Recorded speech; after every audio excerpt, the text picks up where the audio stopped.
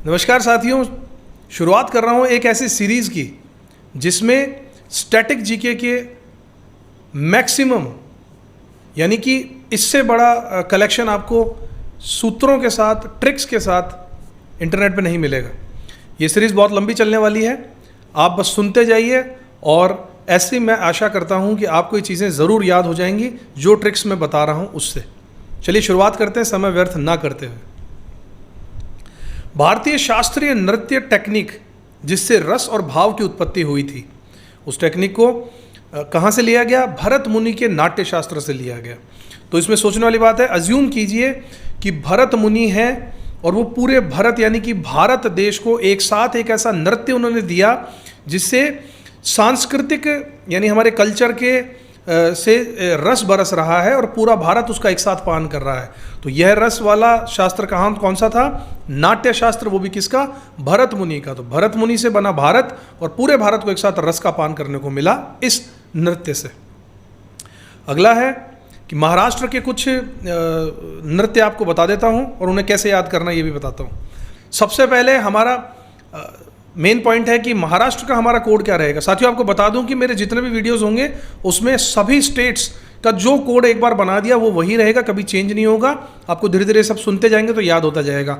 महाराष्ट्र जहां भी आप सुनेंगे वहां पर आपके दिमाग में बाला साहब ठाकरे का चेहरा आ जाना चाहिए, जो उनकी दबंग पर्सनैलिटी थी उसके बारे में पूरे तरीके से सोचेगा। तो महाराष्ट्र का कोड मैं लेके चल रहा हूँ बाला साहब ठाकरे।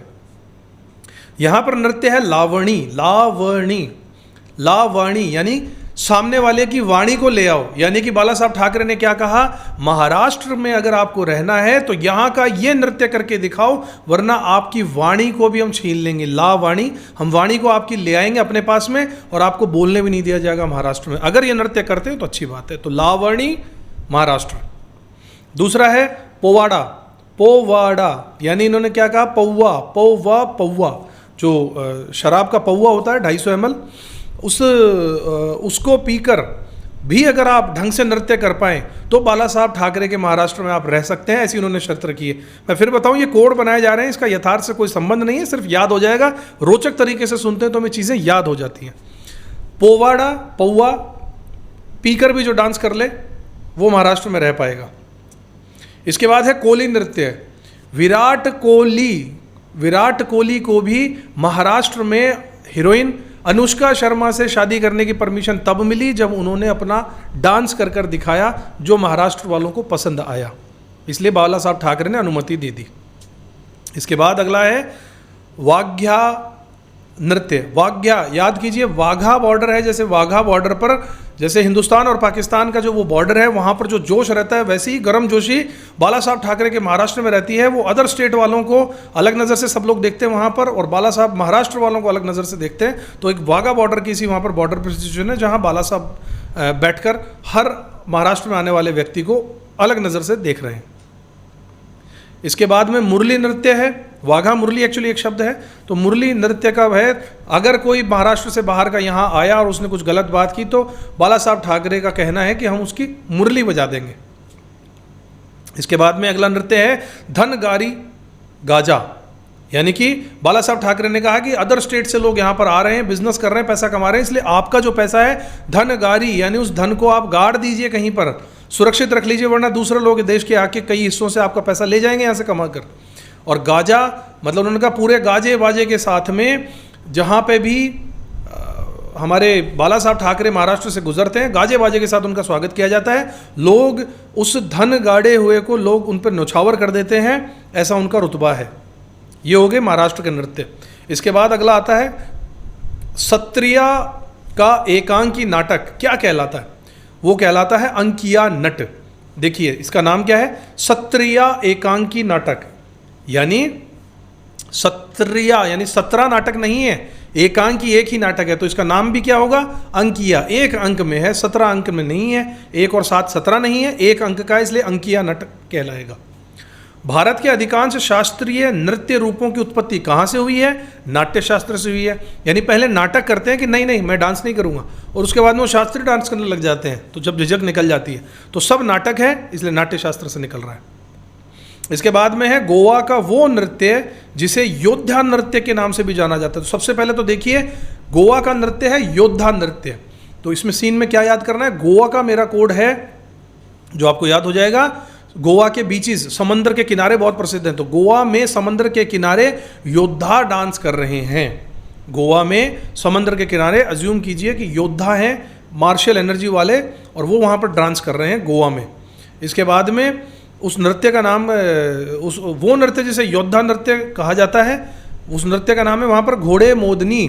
यानी कि एक क्वेश्चन क्या आ सकता है कि घोड़े मोदनी कहाँ का है, तो गोवा का। यानी गोवा यानी बीच किनारे, बीच के किनारे समंदर। अब इन तीनों को जोड़ते हैं, समंदर के किनारे, गोवा के समंदर के किनारे नृत्य है घोड़े मोदनी। घोड़ों को मोदनी यानी कि घोड़ों को मंद नहीं होने देना है, घोड़ों को रुकने नहीं देना है। योद्धा उनके ऊपर बैठेंगे और समंदर के किनारे जो बीच है वहाँ पर डांस करते रहेंगे, घोड़ों को रोकना नहीं है, मंद नहीं करना है। इसके बाद अगला है मणिपुर नृत्य किसकी रासलीला पर आधारित है, राधा और कृष्ण की। तो ऑब्वियसली राधा और कृष्ण की होती है रासलीला तो, लेकिन मणिपुर नृत्य में है, तो मणिपुर में है जो रासलीला पर थीम पर नृत्य है वो राधा कृष्ण पर। तो ये मणिपुर में कैसे याद होगा, मणिपुर का मेरा कोड रहेगा मणिपुर, यानी मणि। मणि क्या होती है, नाग के सर पे मणि होती है। तो भगवान राधा और कृष्ण की रासलीला ये तो हमें याद हो गया, लेकिन इसका संबंध मणिपुर से है। कैसे याद होगा कि शेषनाग जब कृष्ण जी ने उसको उस पर नृत्य किया था तो वो पानी में से निकला था और वो मणि थी। तो अज्यूम कीजिए कि शेषनाग पानी में से निकले हैं, उनके सर पे मणि है, और कृष्ण जी राधा जी के साथ में रासलीला उस मणि के ऊपर, उस शेषनाग के ऊपर चढ़कर कर रहे हैं। इसे आप याद कर लीजिए। इसके बाद में अगला आता है कि थुल्लल नृत्य कहाँ का है, केरल से है। केरल का मेरा कोड रहेगा करेला, कड़वा करेला। थुल्लल नृत्य यानी कि यह बात हो रही है कि अगर कोई व्यक्ति बहुत मोटा है, जिसका शरीर थुलथुल है, थुल्लल यानी थुलथुल है, तो उसे करेले का जूस पिलाया जाएगा और नृत्य कराया जाएगा, उससे थुलथुल शरीर नहीं रहेगा। तो थुल्लल नृत्य केरला का है।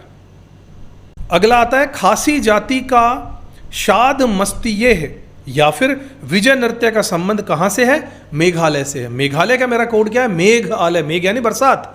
मेघालय का कोड हमारा रहेगा छाता, बरसात का छाता। अब इन्हें कनेक्ट करते हैं। सबसे पहले तो है कि खासी जाति का है, तो बरसात में भीगोगे तो खांसी आएगी, तो जाति वहाँ की हो गई।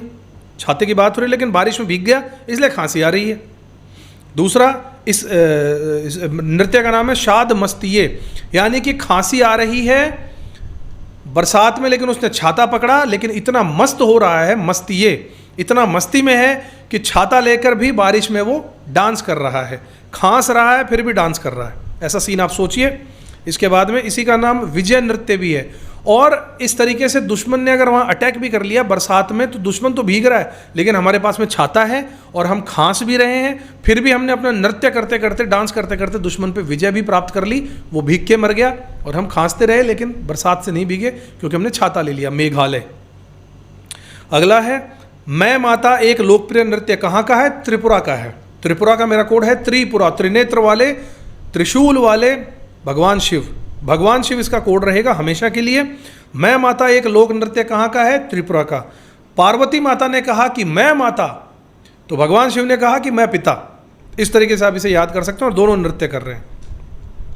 इसके बाद में अगला है भरतनाट्यम नृत्य पारंपरिक रूप से कहाँ किया जाता है, कर्नाटक संगीत में। कर्नाटक का मेरा कोड है कर्नाटक, यानी एक स्टेज परफॉर्मर की बात हो रही जो नाटक करता है, नाट्य कलाकार, ये कोड रहेगा हमेशा। तो आपको एक स्टेज सोचना है जहाँ पर भरतनाट्यम, भरत नाम का एक कलाकार है वो नाटक कर रहा है, इसलिए वो भरतनाट्यम बन गया। यहाँ नाट्य वर्ड जो है दोनों को कनेक्ट कर रहा है, कर्नाटक, भरनाटक, भरनाट्यम, भरतनाट्यम। ठुमरी संगीत कहाँ से संबंधित है, ठुमरी उत्तर प्रदेश में कथक से संबंधित है। तो यहाँ तीन चीज़ें हो गई। ठुमरी उत्तर प्रदेश का है,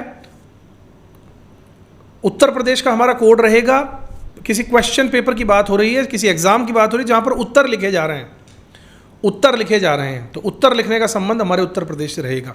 यहाँ पर ये देखना है आपको कि उत्तर देने की बात हो रही है। एक प्रश्न हॉल है जहाँ पर परीक्षा केंद्र में परीक्षा चल रही है और वहाँ पर जो एक परीक्षार्थी है उसने कत्था खाया हुआ है, कत्था, पान का कत्था, पान कत्था लगा के मुंह में चबा रहा है और उसके मुंह से यहाँ से पीक गिरी पेपर के ऊपर, तो कत्थक उत्तर प्रदेश का हो गया। साथ ही कत्थक का संबंध ठुमरी से है, तो ठुमक ठुमक के जब वो नृत्य कर रहा है परीक्षा के उत्तर भी दे रहा है और कत्था भी वहाँ से गिर रहा है, तो इसका मतलब ये संबंध उत्तर प्रदेश से है। इसके बाद में है मणिपुरी शास्त्रीय नृत्य में पुरुषों के द्वारा किया जाता है, उसे क्या कहा जाता है? जो पुरुषों के द्वारा किया जाता है उसे चोलोम्स कहा जाता है। चोलोम्स यानी कि चोला, चोला पहनकर पुरुष नाच रहे हैं। और ये चोला कैसा है? ये चोला है शेष नाग के जैसा, जिसके सर पे मणि, यानी कि ऐसा चोला पहन लेते हैं पुरुष जिसपे मणि रहती है, नाग के जैसे कपड़े रहते हैं और उसमें वो डांस करते हैं। तो ये चोलोम्स करके नृत्य हो गया है। इसके बाद में है कथकली नृत्य के पूर्व में एक अभ्यास सत्र को बुलाया जाता है, उसे क्या कहते हैं? सेवाकाली। कथकली, कथक की बात हो रही है, यूपी की बात हो रही है, कत्था खाया हुआ है। जब हम कत्था खा के परीक्षा देने बंदा गया है उत्तर लिखने के लिए, उत्तर प्रदेश वाला कोड जो हमने बनाया है, तो उससे पहले वो क्या करेगा? भगवान के दर्शन करने जाएगा, तो उससे पहले अभ्यास करेगा, परीक्षा देने से पहले अभ्यास करेगा। तो माँ काली के मंदिर में गया है, माँ काली की सेवा की है, इसलिए सेवा काली नाम का एक अभ्यास किया और फिर वो परीक्षा देने, उत्तर देने कथक करता हुआ गया है। कथक उसके मुंह में है, कत्था। इसके बाद में वो अभिनय बताइए जो वेशभूषा, आभूषण, चेहरे और मेकअप के उपयोग से संबंधित होता है। वो है आहार्य अभिनय। ये एक्टिंग का क्या नाम है? आहार्य, यानी आहार, यानी अपने शरीर को पहले आपने वेशभूषा दी है, आपने आभूषण दिए हैं, ये सब आहार आपके शरीर ने ले लिया है, पेट भर लिया, अपना आहार कर लिया है, चेहरे का मेकअप हो गया है, इसका नाम है आहार्य अभिनय। इसके बाद में है सिद्धियों का गुजरात में लगभग 300 साल का पुराना सांस्कृतिक इतिहास है, जो क्या कहा जाता है? अपने अनूठे नृत्य उनका सिद्धि धमाल के लिए। तो सिद्धियों का सिद्धि धमाल है, ये तो पकड़ में आ रहा है, एक ही शब्द है, लेकिन गुजरात से समझा तो गुजरात का हमारा कोड है गुजरात गजरात, यानी रात में हाथी, गज यानी हाथी, रात में एक मस्त हाथी चल रहा है, ये कोड हमेशा रहेगा हमारा हाथी वाला गुजरात के लिए।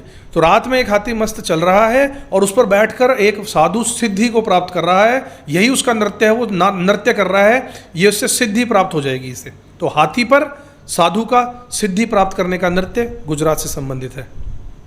इसके बाद में नटवारी नृत्य कहाँ का है, किससे संबंधित है? कथक नृत्य से। नटवारी यानी कि पहले पान के अंदर कत्था लगाया, कत्थक बना, और उसमें नट यानी सुपारी, सुपारी का जो नट है उसे डाला, तो नट यानी कि सुपारी का नट, उसको कत्थक के साथ, पान के साथ खाया, तो कत्थक से इसका संबंध बन गया नृत्य का। इसके बाद में है डंडारी गुसाड़ी त्योहार। डंडारी गुसाड़ी त्योहार किस जाति के द्वारा मनाया जाता है? राजगौंड जाति के द्वारा मनाया जाता है। तो डंडारी गुसारी यानी डंडा घुसाने की बात हो रही है। तो राजगौंड यानी राजा ने गुंडों के, राजगौंड राजा ने गुंडों के डंडा घुसाया। दूसरी जाति है कोलम जनजाति। कोलम जनजाति भी ये नृत्य करती है, डंडारी गुसारी। कोलम यानी कि एक दीवार पे कॉलम बनाया गया, उसमें अपराधी को घुसाया और घुसाने के बाद उसके डंडा घुसाया, तो कोलम यानी एक कॉलम के अंदर उसे फंसाकर डंडा घुसा दिया गया। इसके बाद है झारखंड का पाई का नृत्य, जो पुरुषों के द्वारा किया जाता है। किस जनजाति द्वारा किया जाता है? मुंडा जनजाति द्वारा। मुंडा क्या होता है? पंजाबी में हम जो कहते हैं मुंडा, मुंडा यानी कि लड़का, मुंडों की बात हो रही है। झारखंड का हमारा कोड हमेशा रहेगा झारखंड, यानी झरने की बात हो रही है, पानी का झरना जो पहाड़ से गिर रहा है, उस झरने का पास में मुंडे नृत्य कर रहे हैं और पैसों पर उन्होंने शर्त लगाई है, जो अच्छा करेगा उसे पैसे देंगे और जो बुरा करेगा वो पैसे चुकाएगा। तो इससे वो क्या कर रहे हैं? झरने के किनारे पाई का हिसाब एक दूसरे से रख रहे हैं लड़के मुंडे।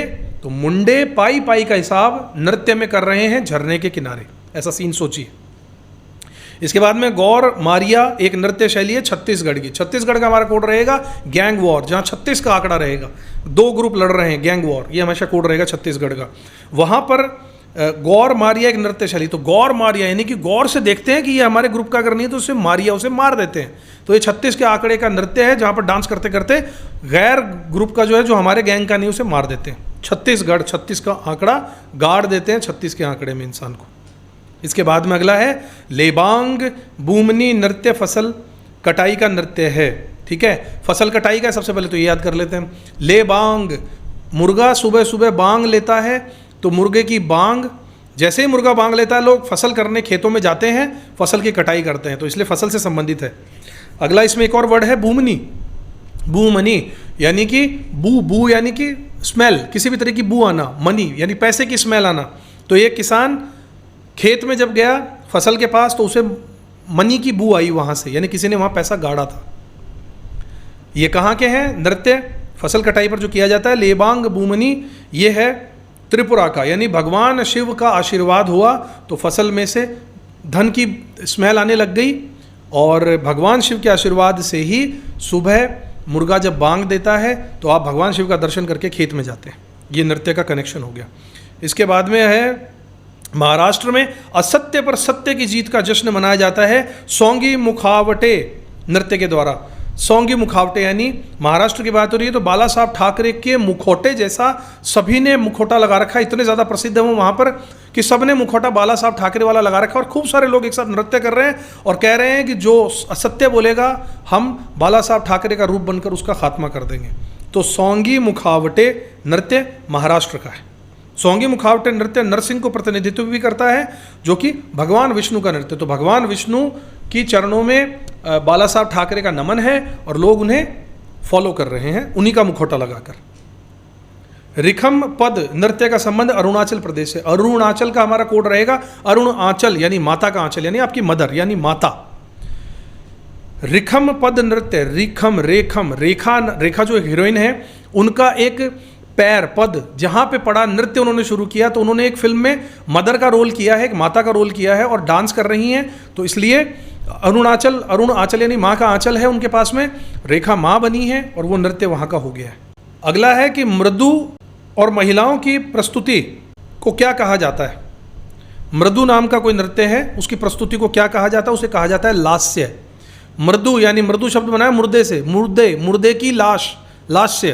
तो मुर्दे की लाश को आप डांस करते हुए देखिए, या लाश के ऊपर लोग डांस कर रहे हैं, तो मुर्दे की लाश जो महिलाएं कर रही हैं, इसे इस तरीके से याद कर सकते हैं।